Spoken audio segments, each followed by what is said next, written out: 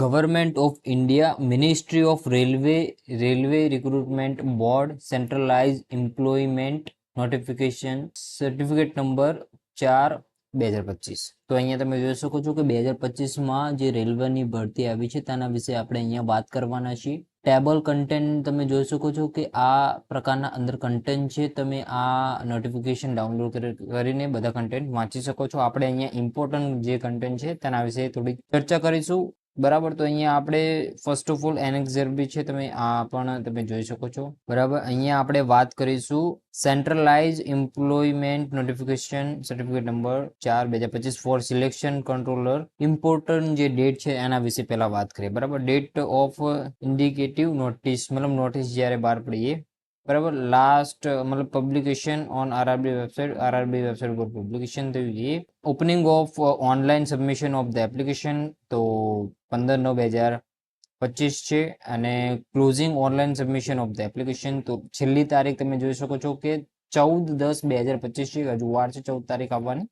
તો અહીંયા તમે જો ફોર્મ ના ભર્યું તો ભરી શકો છો. અહીંયા આપણે એજ્યુકેશન ક્વોલિફિકેશનની બી વાત કરીશું, તે આગળ આપણે જોઈશું. બરાબર, last date of for fee payment after closing date. બરાબર, તો ફી પેમેન્ટની અહીંયા ડેટ આપી છે છેલ્લી તારીખ. ડેટ ફોર મોડિફિકેશનની વાત કરીએ તો આ પ્રકારે છે, તમે જોઈ શકો છો. Dates during which eligible candidate must provide there scribe details in the application portal. તો આ પ્રકારે છે. બરાબર, તો અહીંયા ફર્સ્ટ છે કે સિલેક્શન કંટ્રોલરની અહીંયા આપણે ભરતી છે. બરાબર, name of the post selection controller, level in 7 CPC 6. અહીંયા પગાર તમે જોઈ શકો છો કે 35,400. Medical standard A2.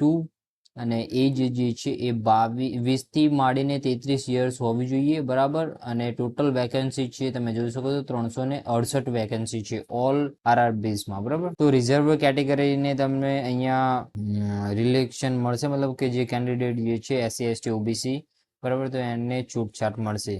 બરાબર, તો તમે આ બધી જે નોટિફિકેશન તમે અહીંયા વાંચી શકો છો. બીજી થોડીક અહીંયા વાત કરીએ તો એજ લિમિટ તમને ખ્યાલ છે તો 20થી 25 વર્ષ સુધીની જે છે એ. બરાબર, બીજી વસ્તુ તો એજ્યુકેશન ક્વોલિફિકેશનની વાત કરીએ. Candidate should have to requisite minimum education qualification as the indicated for the post in Annexure A of this SAN for recognized board university as on the closing date for online submission of application. Those awaiting result of the final examination of the prescribed minimum education qualification should not apply. ઠીક છે, તો annexure A માં જે દર્શાવ્યું છે એ પ્રકારે તમારે અહીંયા એજ્યુકેશન ક્વોલિફિકેશન હોવું જરૂરી છે. બરાબર, એક્ઝામિનેશન ફી ની વાત કરીએ તો ફોર ઓલ કેન્ડિડેટ માટે અહીંયા 500 રૂપિયા છે. અને SC ST and OBC and EWS PWBD એની માટે 250 રૂપિયા છે, તમે જોઈ શકો છો. બરાબર, તો એ પ્રકારે છે. મોડ ઓફ પેમેન્ટ ઓનલાઈન રહેશે, એ તમે વાંચી શકો છો. બરાબર,